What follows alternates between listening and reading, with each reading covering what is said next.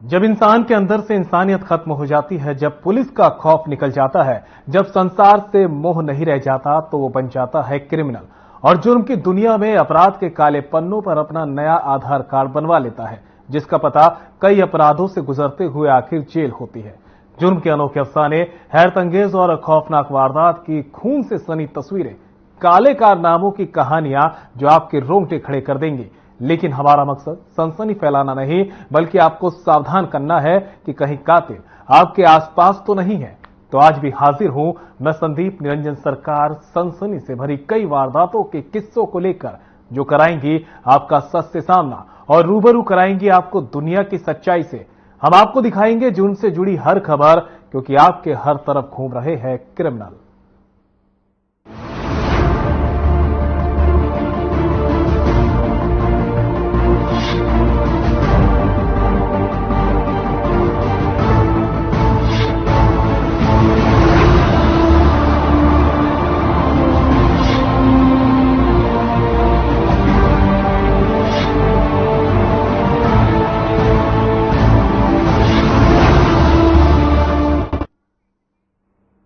जींद के उचाना से जो अपराध की वारदात सामने आई है, उसे सुनकर आपके पैरों तले जमीन खिसक जाएगी। आप ये सोचने पर मजबूर हो जाएंगे कि जब सिक्योरिटी के साथ होने के बाद भी जनप्रतिनिधि ही सुरक्षित नहीं, तो आम जनता खुद को कैसे सुरक्षित महसूस करेगी। इन शब्दों को सुनकर आपके दिमाग में कई सवाल उठने लगे होंगे। आपके सभी सवालों का जवाब हमारी इस रिपोर्ट में है, देखिए।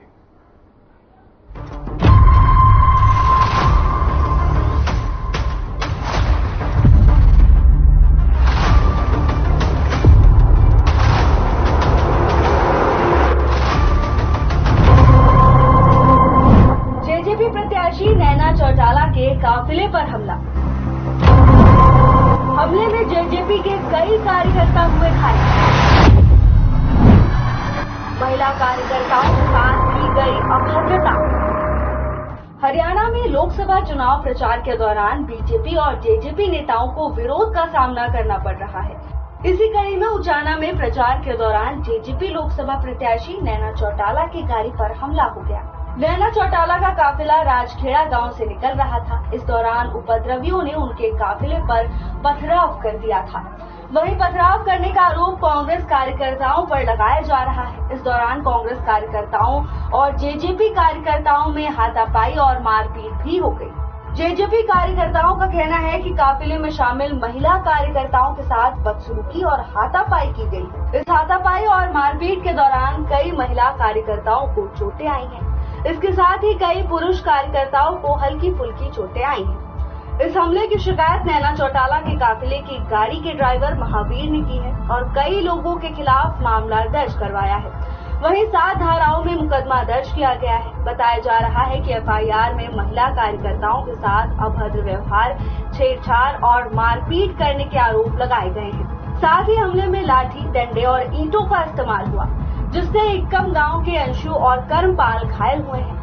इस हमले के बाद से इलाके में तनाव बना हुआ है। इसके साथ ही कार्यकर्ताओं का कहना है कि पुलिस को उन्हें सुरक्षा देनी चाहिए और लोकसभा चुनाव के मद्देनजर इलाके में कड़ी सुरक्षा व्यवस्था होनी चाहिए। इधर जेजेपी नेता दिग्विजय चौटाला ने कांग्रेस पर इस हमले का आरोप लगाते हुए कहा कि ये हमला कांग्रेस उम्मीदवार जयप्रकाश के इशारे पर हुआ है। मुझे अभी खबर मिली है कि मेरी माताजी और जेजेपी पार्टी की प्रत्याशी श्रीमती नैना सिंह चौटाला जी के काफिले पर बदमाशों ने हमला कर दिया है, पत्थरबाजी की है और इसमें कार्यकर्ताओं को और उनके स्टाफ को गंभीर चोटें आई हैं। ये इतना गंभीर विषय है।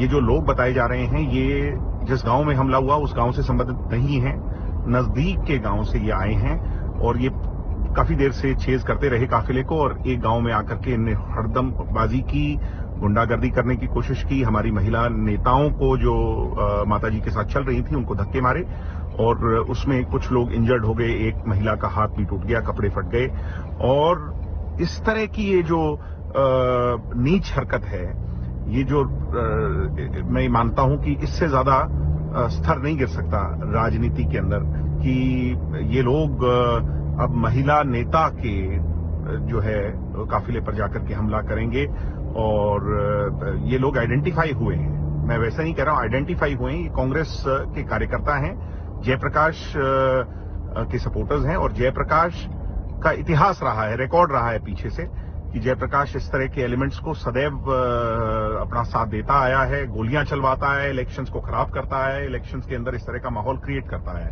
मैं सिर्फ इतना ही कहूंगा कि हमारी खामोशी को जयप्रकाश। नैना चौटाला के काफिले पर हुए हमले ने सबको चौंका दिया है। ये सोचने का विषय बन गया है कि किसी विधायक के काफिले पर ऐसे दिन दहाड़े हमला कैसे हो सकता है। अगर हुआ है तो पुलिस प्रशासन उस समय क्या कर रहा था। फिलहाल पुलिस ने एफआईआर दर्ज कर मामले की जांच शुरू कर दी है। Bureau report.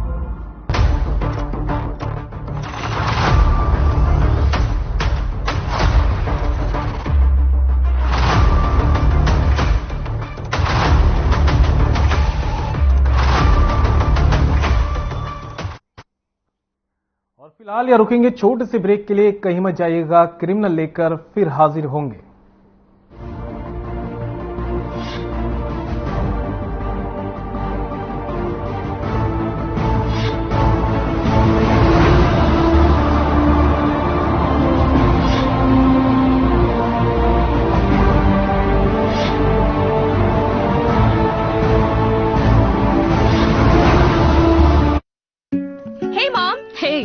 I can download a song really fast.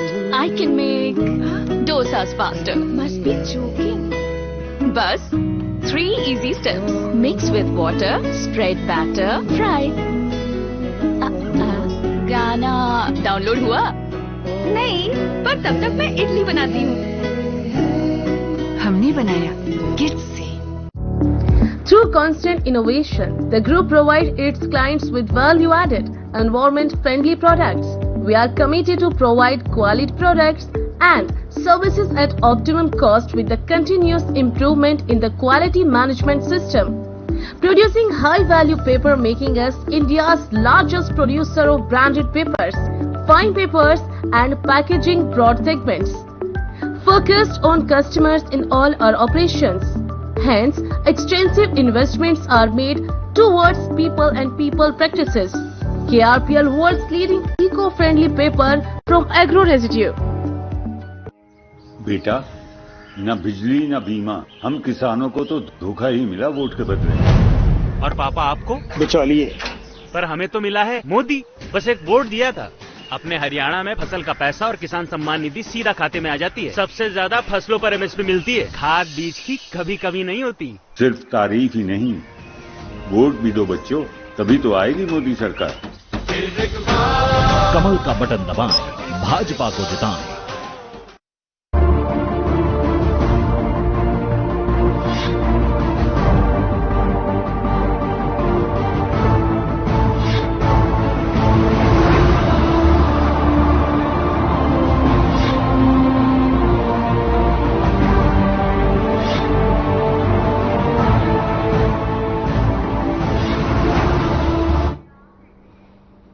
Break के बाद आप सभी का स्वागत है। बढ़ते हैं आगे। गुरुग्राम STF को बड़ी सफलता हाथ लगी है। बता दें कि लॉरेंस गैंग के 5 शूटर्स को गुरुग्राम STF ने गिरफ्तार किया है। जानकारी मिली है कि लॉरेंस गैंग के शूटर एक बड़ी वारदात को अंजाम देने वाले थे। पूरा मामला क्या है, ये जानने के लिए देखिए हमारी रिपोर्ट।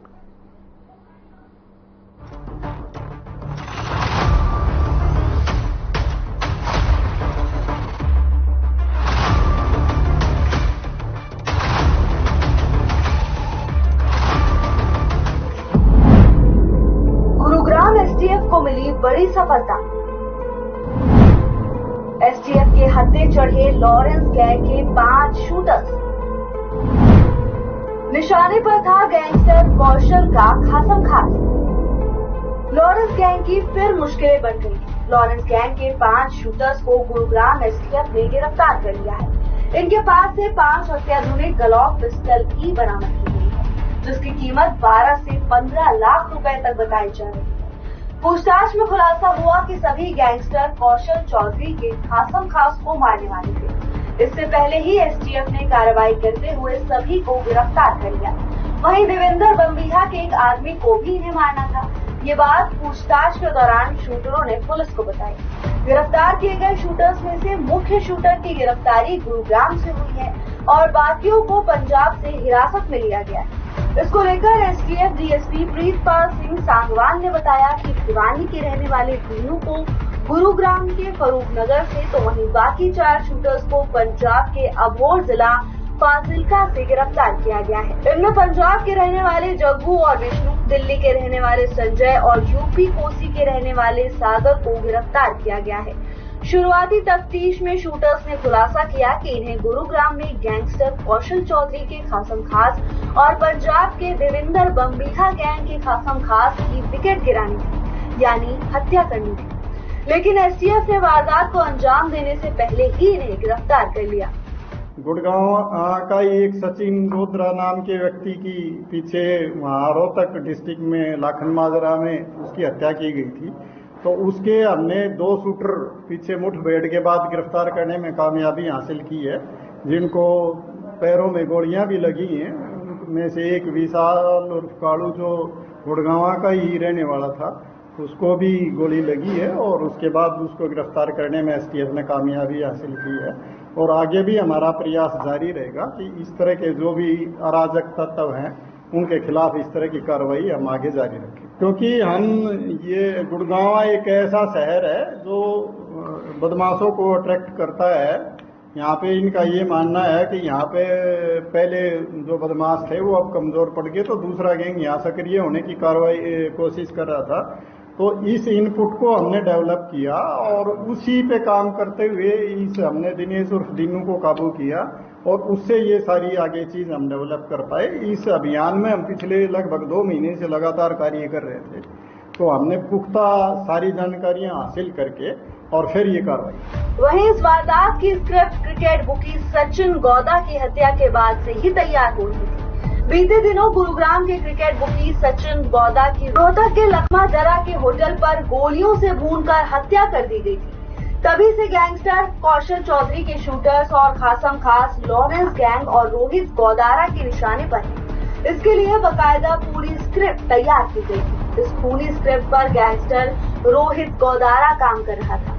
एसटीएफ के डीएसपी प्रीतपाल सिंह की माने तो फरूखनगर इलाके से भिवानी के रहने वाले रोहित गौदारा के शार्प शूटर दीनू को गिरफ्तार किया गया और दीनू ही इस खूनी कहानी का मुख्य सूत्रधार था। इनके ये 5 लोग हमने गिरफ्तार किए हैं, जिनके नाम है, एक तो दिनेश उर्फ दीनू है, ये देवसर भिवानी का रहने वाला है। एक जगदीश उर्फ जग्गू है, ये अबोहर फाजिल्का का ही रहने वाला है। विष्णु पुत्र दानाराम है, ये भी अबोहर फाजिल्का का रहने वाला है। एक सागर पुत्र सुरेश है, ये कोसी जिला मथुरा का रहने वाला है। और एक प्रदीप पुत्र संजय, ये समसपुर दिल्ली का रहने वाला है।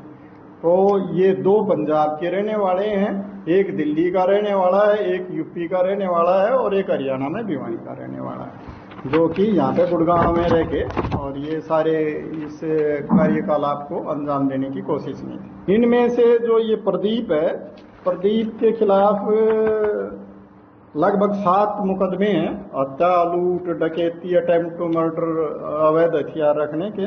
और जो सागर है, इसके खिलाफ 1 मुकदमा है, बाकी ये फ्रेश है। ये पिछले लगभग 4 महीने से ये उसके संपर्क में है, रोहित गौदारा के। और वो रोहित गौदारा क्योंकि लॉरेंस के साथ संपर्क में है, तो इस तरह से ये उससे कनेक्टेड। फिलहाल एसटीएफ को बड़ी कामयाबी हाथ लगी है और एक बड़ी वारदात होने से पहले ही लॉरेंस गैंग के शूटर्स को गिरफ्तार कर लिया गया है। साथ ही एसटीएफ इनसे पूछताछ कर रही है और कई वारदातों का खुलासा किया जाएगा। Bureau report.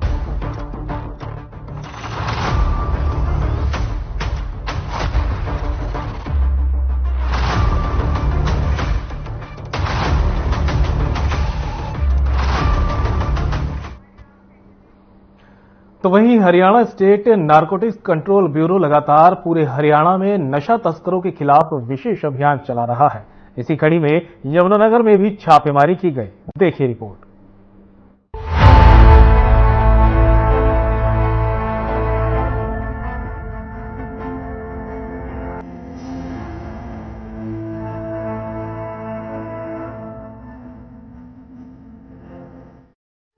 एक्शन मोड में नारकोटिक्स कंट्रोल ब्यूरो हुआ गिरफ्तार। 22.15 ग्राम स्मैक किया गया बरामद। यमुनानगर में Haryana state narcotics control bureau की तरफ से बड़ी कार्रवाई की गई। नारकोटिक्स कंट्रोल ब्यूरो के प्रमुख अतिरिक्त पुलिस महानिदेशक ओपी सिंह और आईपीएस के नेतृत्व में नशा तस्करों के खिलाफ ये कार्रवाई की गई। पुलिस अधीक्षक नितिका गहलोत के दिशा निर्देशों पर यह कार्रवाई हुई। हरियाणा में नशा तस्करों के खिलाफ चलाए जा रहे विशेष अभियान नशा मुक्त हरियाणा नशा मुक्त भारत के तहत कार्रवाई की गई। Haryana state narcotics control bureau unit Ambala ने महत्वपूर्ण सुराग जुटाया, जिसके आधार पर एक युवक से 22.15 ग्राम स्मैक बरामद किया गया है।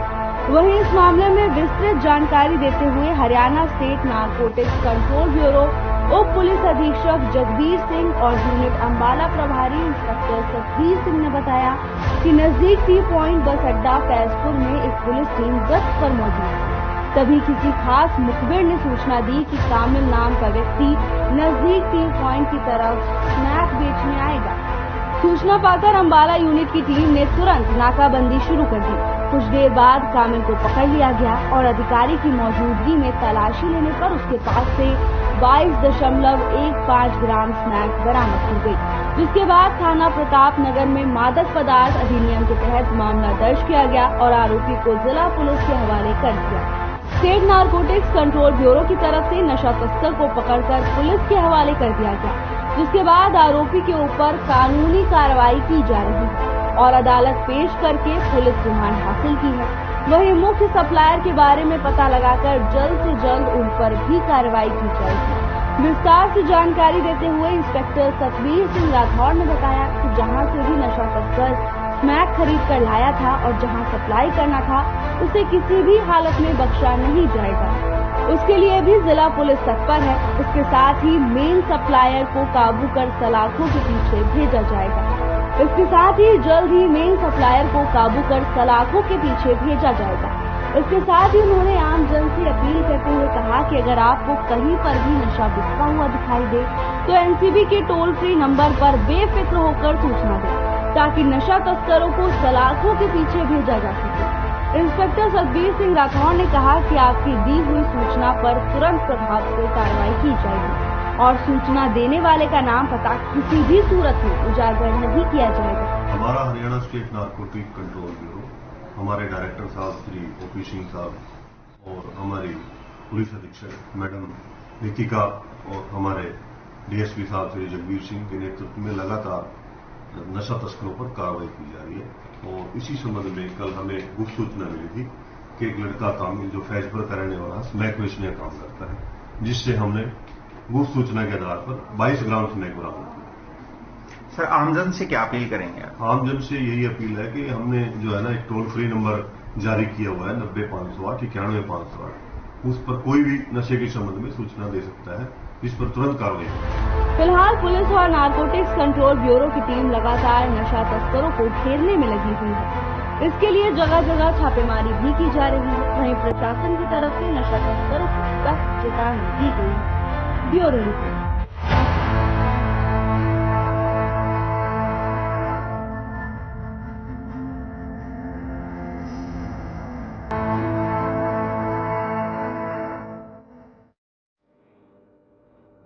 और फिलहाल यहाँ रुकेंगे छोटे से ब्रेक के लिए, कहीं मत जाइएगा, जल्द होंगे हासिल।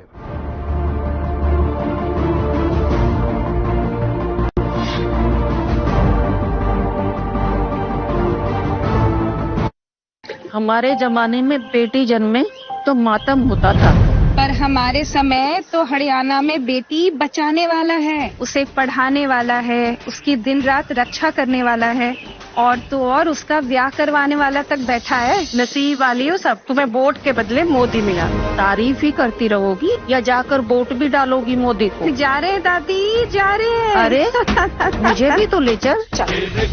कमल का बटन दबाएं, भाजपा को जिताएं।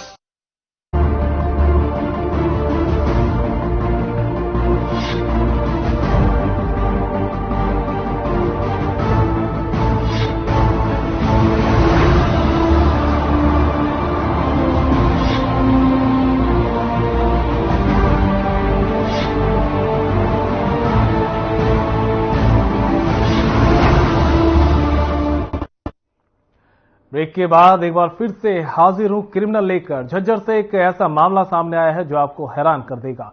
बता दें कि एक मामूली से विवाद ने हरियाणा पुलिस के सिपाही की जान ले ली, जिसके बाद लघु सचिवालय परिसर में पीड़ित परिवार ने जमकर बवाल काटा। पूरा मामला जानने के लिए देखिए रिपोर्ट।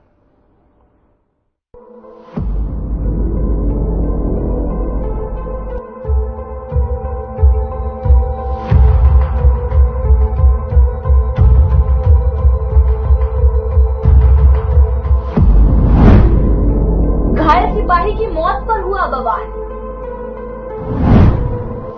सिपाही ने उपचार के दौरान तोड़ा दम। शव लेकर लघु सचिवालय पहुंचे परिजन। लघु सचिवालय परिसर में 2 घंटे हंगामा। पुलिस की 5 टीमें कर रही छापेमारी। झज्जर के गांव सुलोधा में कोल्ड ड्रिंक को लेकर 2 पक्षों में झगड़ा हो गया। झगड़े में दोनों पक्षों के लोग बुरी तरह से घायल हो गए, जिनको रोहतक पीजीआई में इलाज के लिए भर्ती कराया गया। तो वहीं झगड़े में घायल हुए हरियाणा पुलिस के सिपाही राजपाल ने उपचार के दौरान दम तोड़ दिया। इस झगड़े में राजपाल की पत्नी के साथ परिवार के अन्य लोगों को भी गंभीर चोटें आई हैं। उनका भी पीजीआई में इलाज चल रहा है। शनिवार को मृतक राजपाल के शव का पोस्टमार्टम कराया गया।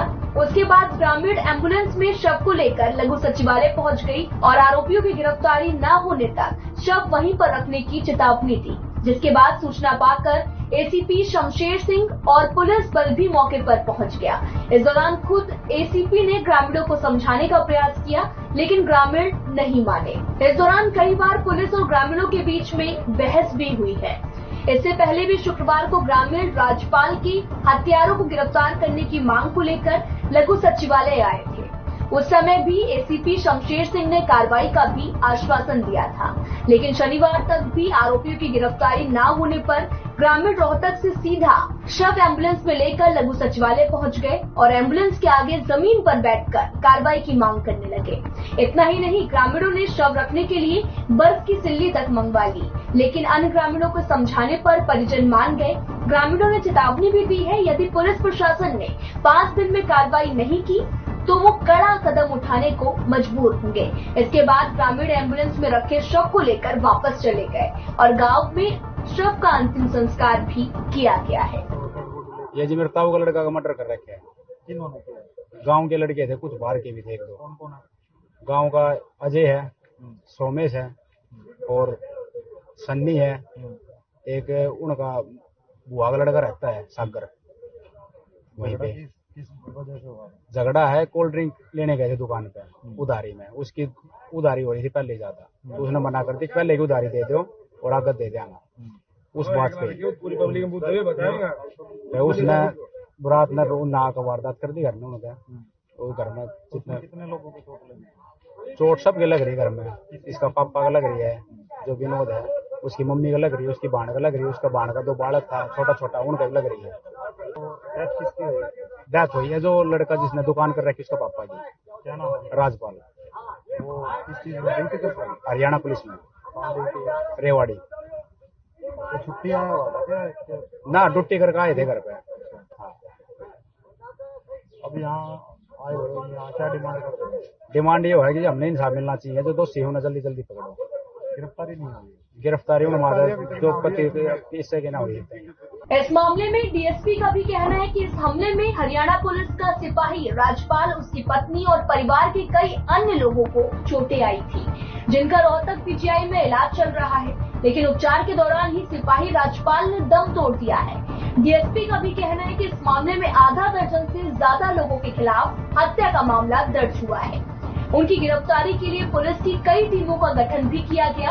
आरोपियों की जल्द ही गिरफ्तारी कर ली जाएगी। इस संबंध में हम मुकदमा दर्ज कर लिया था और पीजीआई से पोस्टमार्टम करवाया जा करके आज उसका जो क्रिमिनेशन है वो हो जाएगा। इसमें जो टोटल 22 नेम एक्यूज्ड हैं, 7 का उन्होंने नाम दिया है और 1 अन्य का नाम दिया है, जो सभी पर सख्त से सख्त कार्रवाई किए। उनको धरपकड़ के लिए हमने अलग अलग 5 टीमें बनाई हुई हैं, जो हमारी टीमें फिलहाल भी रेड पे गई हुई हैं और जल्द से जल्द काबू करके सख्त कानूनी कार्रवाई की जाएगी। मृतक का नाम राजपाल है और जो रेवाड़ी में जो है ना सर्विस करता था।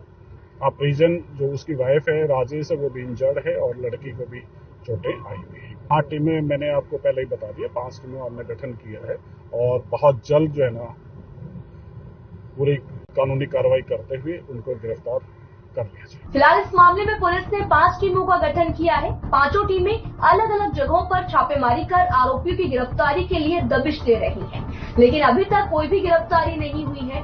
प्रशासन की माने तो जल्द ही आरोपियों को गिरफ्तार भी कर लिया जाएगा। Bureau report.